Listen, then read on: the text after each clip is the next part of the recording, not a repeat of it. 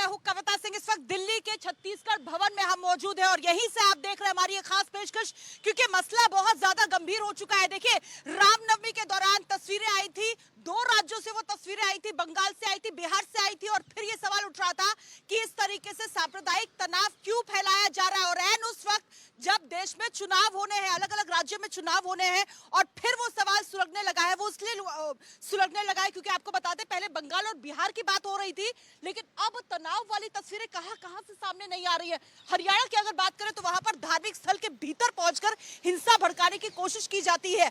अगर मैं उसके अलावा अगर झारखंड की बात करूं तो यहां पर आपने देखा किस तरीके से धार्मिक झंडे का अपमान किया गया था, और इस कदर किया गया था कि हिंसा भड़क गई 2 संप्रदायों के बीच। लेकिन बेहद हैरान कर देने वाली और चौंकाने वाली तस्वीरें कहां से आई? छत्तीसगढ़ से ही आई, क्योंकि छत्तीसगढ़ में हुआ ये कि बच्चों के बीच की लड़ाई थी, लेकिन उसने 2 समुदायों को अपनी गिरफ्त में ले लिया। और हमने देखा किस तरीके से निर्ममता के साथ एक युवक को मौत के घाट उतार दिया जाता है। और उसके बाद फिलहाल धारा 144 लागू है, और लगातार जो राज्य के सीएम है भूपेश बघेल, वो भी यही अपील कर रहे हैं कि फिलहाल माहौल को शांत रखा जाए। वो यही कह रहे हैं कि हिंसा मत भड़काइए, लेकिन सवाल ये उठता है कि ये नौबत कैसे आ गई, क्यों माहौल खराब हो रहा है और कौन कर रहा है देश का माहौल खराब। इसी सवाल को लेकर ही चर्चा करेंगे, लेकिन शुरुआत कर लेते हैं हेडलाइंस के साथ।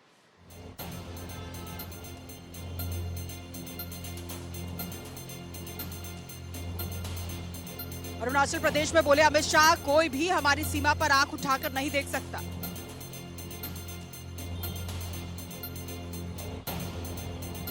फरार अमृतपाल का राजदार गिरफ्तार, पंजाब पुलिस ने पप्पल प्रीत को धर दबोचा, अमृतपाल का सुराग मिलने की उम्मीद।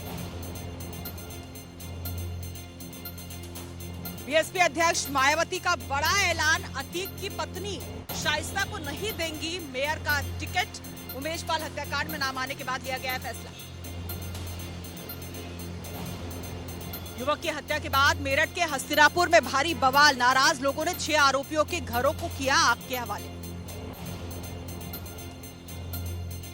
और कोरोना को लेकर अलर्ट हुई केंद्र सरकार, स्वास्थ्य मंत्री मनसुख मांडविया ने आरएमएल अस्पताल में तैयारियों का लिया है जायजा।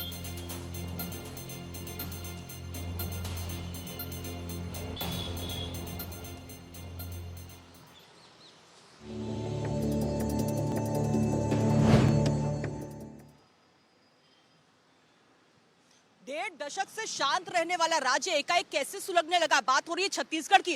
अहम यह हो जाता है कि इसी साल दिसंबर में छत्तीसगढ़ में विधानसभा चुनाव होने हैं, और देखिए किस तरीके से वहां पर माहौल खराब करने की कोशिश की जाती है, और इस हद तक जो उपद्रवी हैं वो कामयाब हो जाते हैं कि जबरदस्त तनाव की तस्वीरें सामने आती हैं।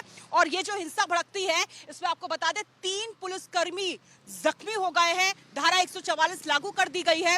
वीएचपी की तरफ से बंद का आह्वान किया गया था, लेकिन उस दौरान भी हिंसा भड़की है, और लगातार सरकार की तरफ से यही कहा जा रहा है कि फिलहाल शांति बनाए रखे, यही अपील की जा रही है। लेकिन माहौल किस तरह से तनावपूर्ण हो गया और ये नौबत कैसे आ गई, जरा ये समझ लीजिए एक रिपोर्ट के जरिए।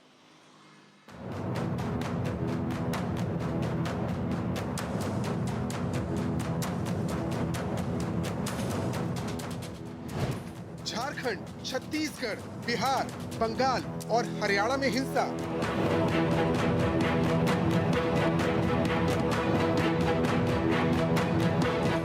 धर्म के नाम पर कौन कर रहा है अधर्म?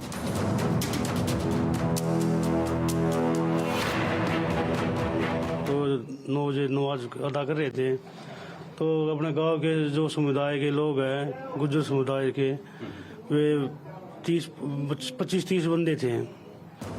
क्यों बढ़ रही है हिंसा? कौन रच रहा है साजिश?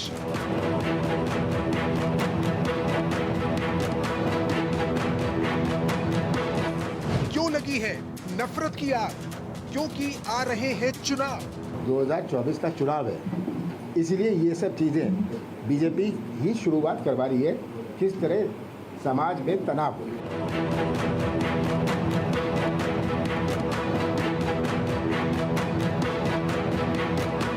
शहर शहर भड़की हिंसा, कौन जिम्मेदार? भूपेश बघेल की सरकार सोई हुई है। एक संप्रदाय विशेष की संरक्षण जिस तरीके से कर रही है, बहुसंख्यक आबादी की सुनवाई इस प्रदेश के अंदर में नहीं है।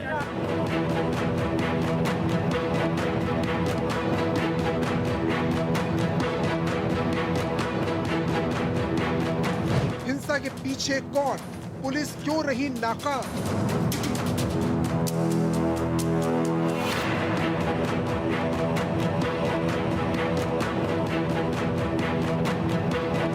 क्या ये हिंसा सुनियोजित है? कौन है मास्टरमाइंड?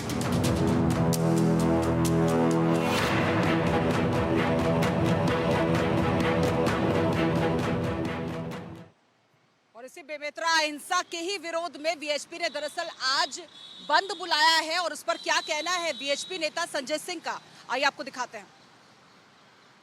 एक संप्रदाय विशेष की संरक्षण जिस तरीके से कर रही है, बहुसंख्यक आबादी की सुनवाई इस प्रदेश के अंदर में नहीं है। आज पूरा प्रदेश में जिस तरीके का बंद का माहौल है, लोगों ने सहयोग किया है। समाज को एक दिशा देने के लिए लोग निकलते हैं, अपील करते हैं। उसके लिए हमेशा से समाज को जागृत करने के लिए विश्व हिंदू परिषद, बजरंग दल, सब कार्यकर्ता, बीजेपी के कार्यकर्ता निकलते हैं। राजनीति से परे हटकर तो निश्चित रूप से स्वस्फूर्त ये बंद है। और जमशेदपुर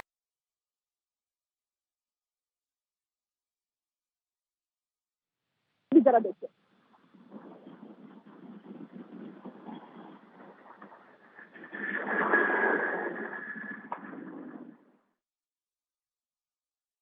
लोग माल मंगा कर गांजे थे और साठ सटकी से जैसी भी आग लग गई, किसी को जानकारी नहीं है, लेकिन सबका नुकसान हुआ है। किसी व्यापारी के ऐसा कोई व्यापारी हो जिसका 10 लाख चाहे 5 लाख चाहे 2 लाख 3 लाख, ऐसे हर एक व्यापारी का नुकसान हुआ है। 8 बज के कुछ मिनट पे हम लोग को फोन गया, तभी आए, आग लगी है।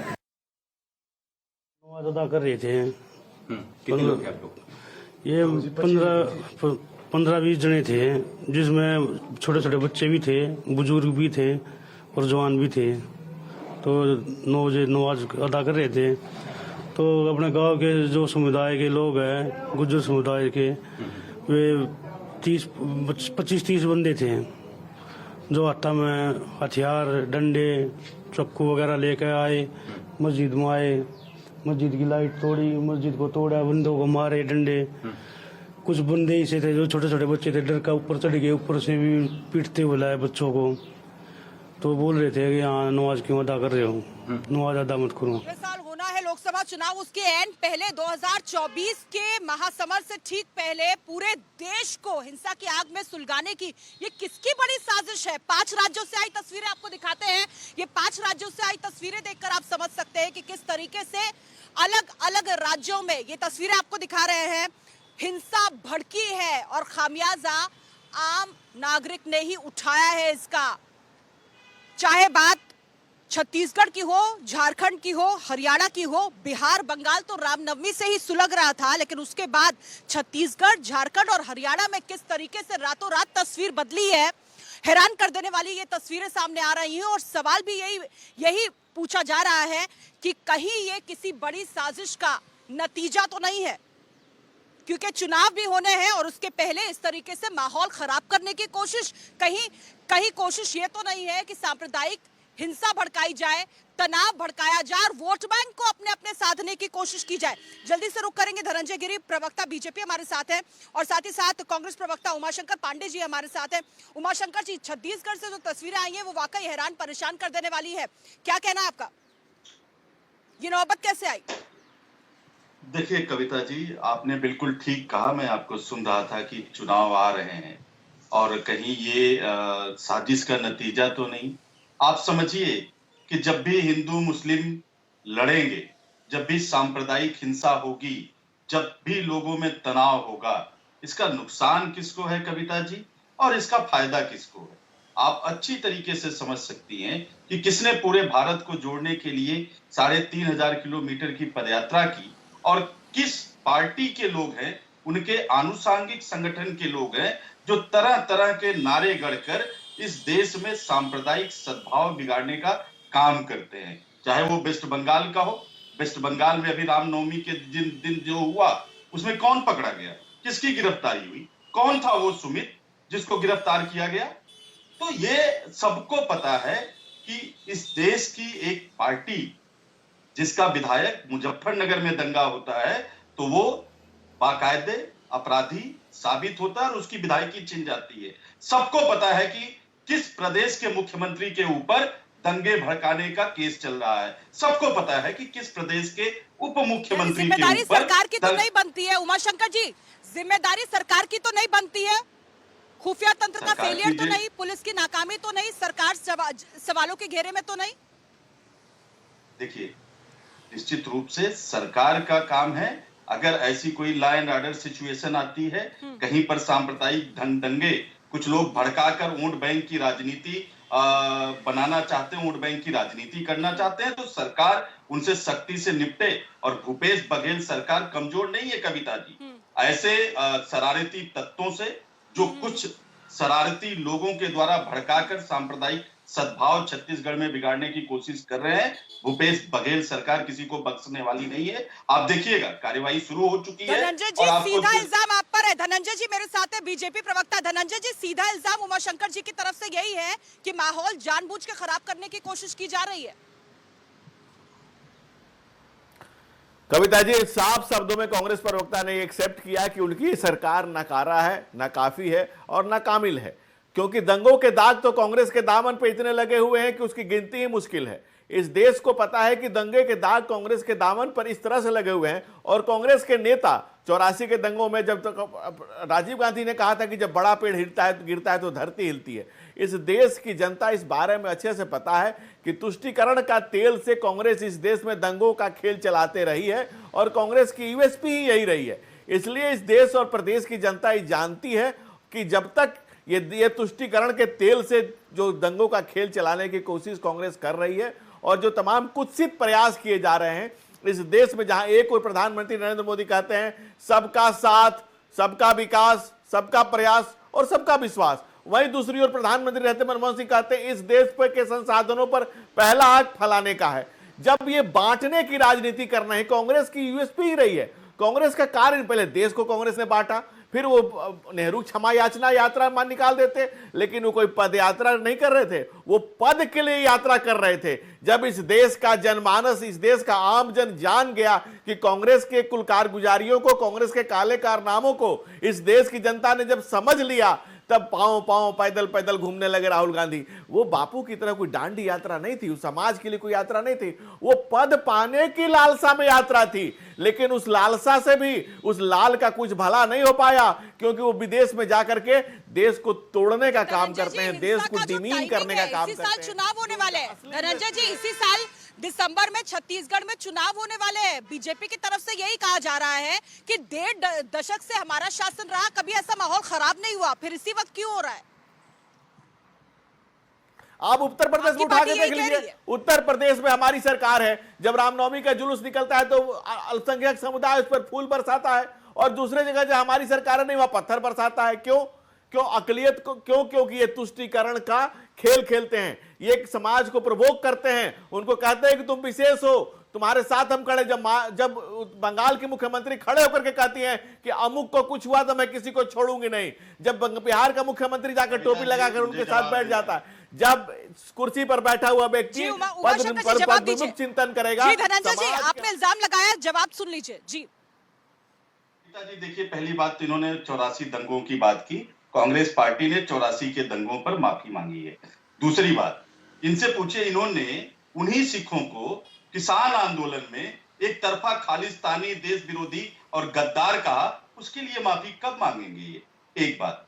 दूसरी बात, हमारे मित्र कह रहे थे यूपी में दंगे नहीं हुए, मैं तो कह रहा हूं जब दंगाई ही सत्ता में आ जाएंगे तो दंगा करेगा कौन? जहां इनकी सरकार है और जहां इनको लगता है कि नहीं अभी चुनाव देर में है, वहां पर तो दंगे नहीं हो रहे। आपने बिहार कह दिया, झारखंड का कह दिया, वेस्ट बंगाल कह दिया। एक चुनी हुई सरकार को दंगाई कहने के लिए इन पर भी केस चल सकता है। अगर आप जानते हैं कि परेशानी ये है, यहाँ से तकलीफ आ सकती है, हमको मुसीबत आ सकती है, चुनौती आ सकती है, तो हम प्रोएक्टिव क्यों नहीं थे? ये सवाल तो पूछा जाएगा। रामनवमी के बाद से आपने देखा था देश के कई राज्य जल रहे थे, एहतियातन क्या कदम उठाया गया? नौबत ऐसे कैसे यहाँ तक पहुंच गई, ये सवाल है। सुनिए, पहले भी इन्होंने राजस्थान में कोशिश की और कांग्रेस पार्टी ने, राजस्थान की गहलोत सरकार ने सख्त कार्रवाई की और दंगा भड़कने नहीं पाया। मुजफ्फरनगर में जब, और ये कह रहे हैं कि दंगाई कह रहे हैं, क्या विक्रम सैनी इनकी पार्टी के इलेक्टेड एमएलए नहीं थे? उनको क्या मुजफ्फरनगर दंगों के लिए कोर्ट ने सजा नहीं दी जिसमें उनकी विधायकी चली गई? जवाब दीजिए। मैं तो कह रहा हूं कि भारतीय जनता पार्टी ने मुजफ्फरनगर के दंगे कराए और लेकिन सुप्रीम अभी हम कोर्ट ने बात उस कर पर रहे मुहर लगा हैं। दी। जी सुप्रीम कोर्ट ने उस पर मुहर लगा दी। लेकिन अभी हम जो वेस्ट छत्तीसगढ़ की बंगाल बात में कर रहे हैं।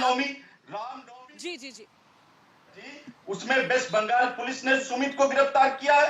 भारतीय जनता पार्टी के बड़े बड़े नेताओं के साथ उसकी तस्वीरें हैं।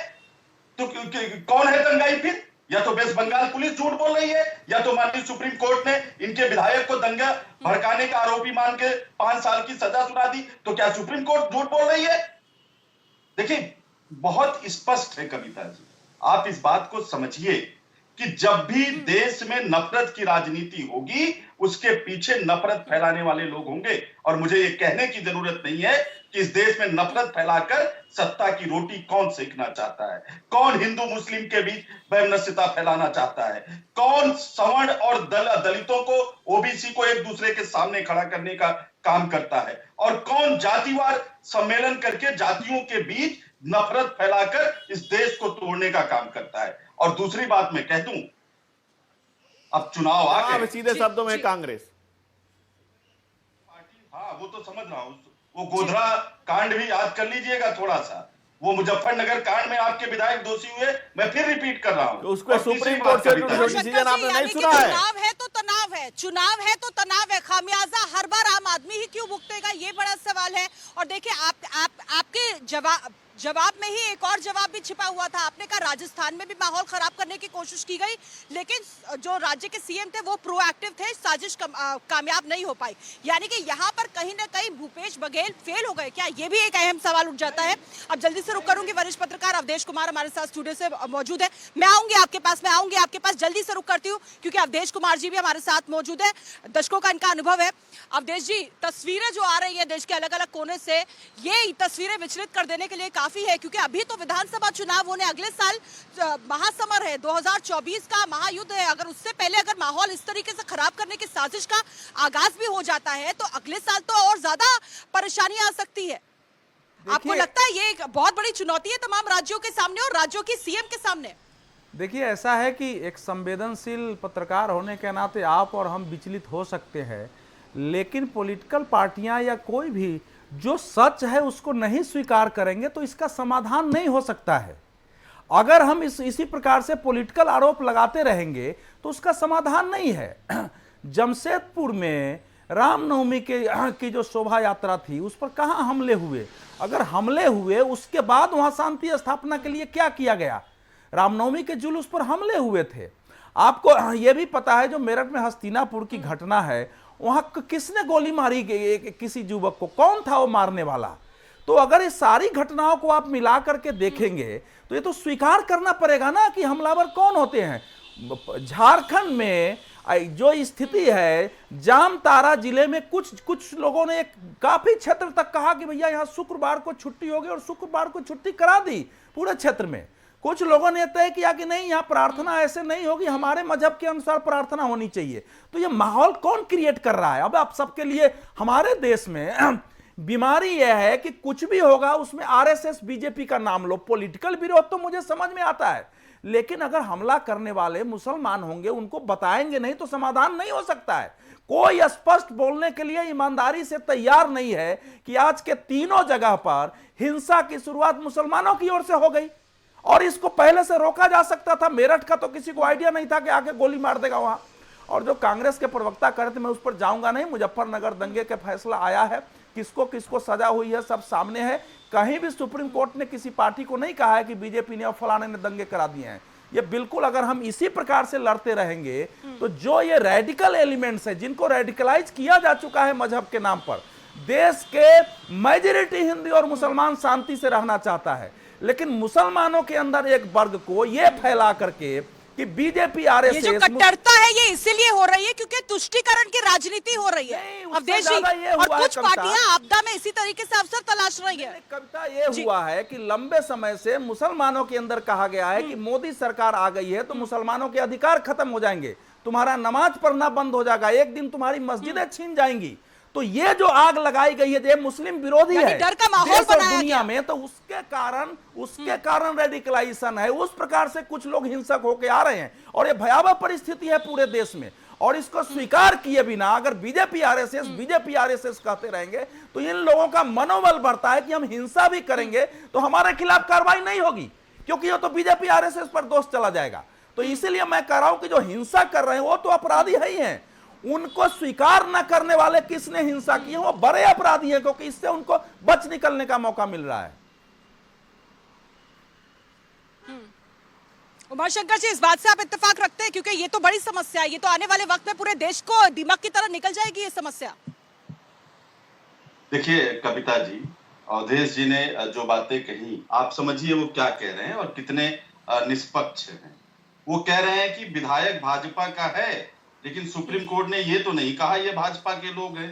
प्रभु, अगर इस तरीके से आप तथ्यों की विवेचना करेंगे तब तो फिर कोई दंगाई होगा ही नहीं किसी पार्टी का।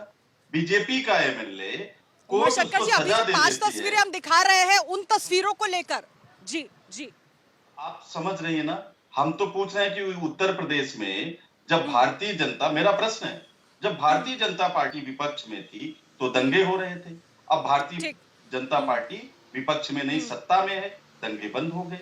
जब बिहार में भारतीय जनता पार्टी, चलिए सीधा सवाल दागते हैं, फिर सवाल पूछते हैं धनंजय जी को। धनंजय जी, गंभीर इल्जाम उमाशंकर जी शायद ये कहना चाहते हैं कि आप चाहते हैं डबल इंजन सरकार बने, जहां जहां आपके पक्ष में सरकार नहीं बन रही है, आपकी सरकार नहीं बन रही है, वहां पर माहौल खराब करने की कोशिश की जा रही है। ये लगातार एक कांग्रेस की तरफ से एक आप पर हमला होता आया है। देखिए, कांग्रेस पार्टी ये स्वीकार कर रही है कि इनके जो प्रशासन है वो एक वर्ग विशेष के लिए कुछ विशेष प्रेम रखते हैं। हमारी सरकार जो है सबके लिए एक जैसा व्यवहार रखती है, तो किसी को ये संभव नहीं होता है कि किसी को भाई और किसी को चारा समझे। ये चारा डाल करके, तुष्टीकरण का तेल डाल करके ये जिंदा रखना चाहते हैं। अपन इस देश को दीमक की तरह चाट करके और अपने अपने हिंदुस्तान को बांट करके कांग्रेस पार्टी ने इस देश का जो बेड़ा गर्क किया है, जो इस देश का नुकसान किया है, यही कारण है कि कांग्रेस पार्टी जो देश नहीं, देश के कोने कोने में थी, आज वो उसका विपक्ष की भी भूमिका में नहीं है इस देश में। क्यों? क्योंकि इसका कारण ही यही है कि कांग्रेस पार्टी ने इस देश को कभी तरजीह नहीं दी है। कांग्रेस पार्टी का शुरू से चाल चरित्र चेहरा रहा है, कुल्हाड़ी में लकड़ी का हिस्सा ना होता तो जंगल के कटने का किस्सा ना होता। ये बहुसंख्यक समाज को प्रताड़ित करने और कुछ लोगों को, चंद लोगों को, हम ये मानते हैं कि हम सभी इस संसार के मुसाफिर हैं, लेकिन कुछ लोगों को सिखाते हैं कि कुछ काफिर हैं। उस मानसिकता को ये हवा देते हैं, उस मानसिकता को ये बल देते हैं, ताकि इस तरह के लोग समाज में पैदा हो और समाज में विकृति आए। हमारी सरकार ये खुद कह रहे हैं कि एडमिनिस्ट्रेशन इनके बस का नहीं है। ये खुद राजस्थान की घटना बता रहे हैं। राजस्थान गहलोत अभी जाने वाले हैं गड्ढे में, क्योंकि इनके यहाँ खुद ही बगावत हो चुकी है। और छत्तीसगढ़ में प्रशासन का फेल्योर खुद ही एक्सेप्ट कर रहे हैं। ये खुद ही कर रहे हैं कि भारतीय जनता पार्टी जब सत्ता में होती है तो शासन और सत्ता को इतनी लगाम से कसके रखती है कि कहीं कुछ नहीं होता है, कहीं कोई दंगा करने की कोशिश भी नहीं कर सकता है, क्योंकि उनको पता है कि कोई तुष्टीकरण करने वाला। जी उमाशंकर जी, वक्त की कमी है, जल्दी से अपनी बात रखिए। उमाशंकर जी, देखिए ये जरा इनको चेक करिए, ये भारतीय जनता पार्टी से ही है, क्योंकि मोदी जी तो दूसरी बात कह रहे हैं। वो तो मस्जिद में जा रहे हैं, मजार पे चद्दर चढ़ा रहे हैं, वो तो कह रहे हैं कि मुसलमानों को कुछ मत कहिए। और मोहन भागवत जी कह रहे हैं कि मुसलमान और हिंदू सबका डीएनए एक है, हम सब एक है।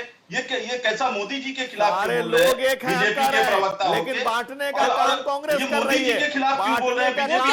सबका साथ, सबका विकास, सबका विश्वास और सबका प्रयास चाहते हैं। कुछ विशेष हो, शायद वो यही बताने की कोशिश कर रहे हैं कि अब हम सबका साथ, सबका विकास, सबका विश्वास, सबके प्रयास से आगे बढ़ेंगे। जी, वो अनुराग ठाकुर फिर ऐसा क्यों बोलने लगते हैं? जी इनके पेट में दर्द ये है कि वो सारा समाज नरेंद्र मोदी जी के यात्रा का दोहरा चरित्र है। कविता जी, यही भारतीय जनता पार्टी का दोहरा चरित्र है। मोदी जी कुछ बोलते हैं और उनके चेले कुछ बोलने लगते हैं, आरएसएस कुछ भड़काती है, बीएचपी कुछ करने लगती है। इनकी राजनीति सिर्फ एक चीज पर टिकी हुई है, देश में नफरत। लेकिन ये वक्त देखिए, ये इस बात को उमाशंकर जी आप भी मानेंगे कि ये वक्त पार्टी स्तर के ऊपर, पार्टी लाइन से ऊपर सोचने का है, क्योंकि सवाल देश का है, सवाल भारत का है।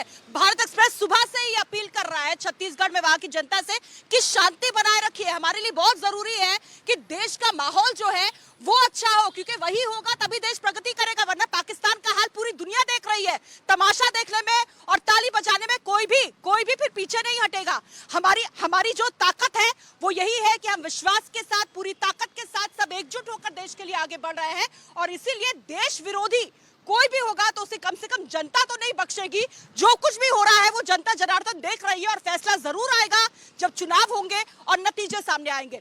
बहुत बहुत शुक्रिया आप सभी का इस चर्चा में मेरे साथ जुड़ने के लिए। और इसी के साथ हमको रुकना होगा कुछ पलों के लिए, होंगे फौरन हाजिर कुछ और अहम खबरों के साथ। आप बने रहिए सिर्फ भारत एक्सप्रेस के साथ।